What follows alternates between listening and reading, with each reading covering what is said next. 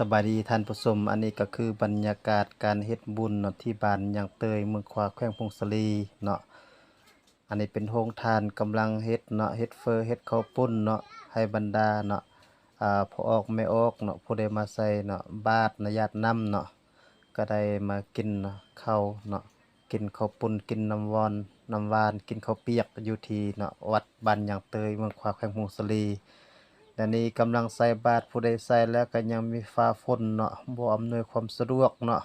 แต่ประชาชนเนาะพ่อแม่ประชาชนไม่ออกตนญาติโยมก็ได้เอาจิตเอาใจช่วยกันเนาะนะ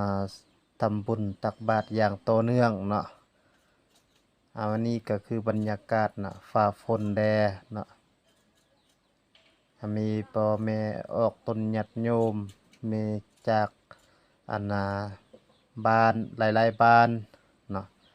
ที่มาร่วมทำบุญอยู่ที่บ้านยางเตยเนาะเมืองขวาแขวงพงศลีเนาะได้เฮ็ดให้บรรยากาศเนาะฟุกฟื้นเนาะเบิกบานม่วนซื่นเนาะตามประเพณีของบ้านเฮาเนาะอันนี้ก็เป็นวัดวาอารามสถานที่เนาะอำนวยความสะดวกให้แก่เนาะครูบาจัวเนาะที่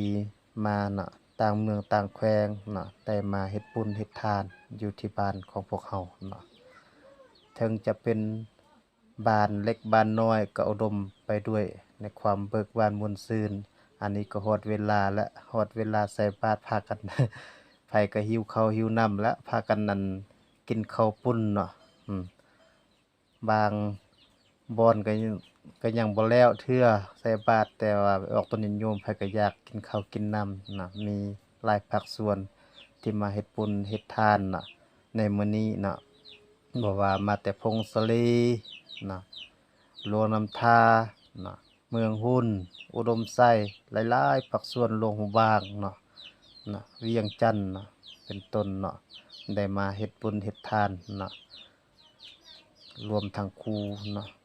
อาจารย์นักเรียนนักศึกษาทหารตำรวจได้เอาใจใส่กันเนาะปีหนึ่งเทื่อหนึ่งมาเฮ็ดบุญเฮ็ดทานนะอยู่บ้านของตนเองเนาะเป็นการสร้างความสามัคคีนะมีความจงรักภักดีฮักแพงกันแบบนี้ตลอดไปนะ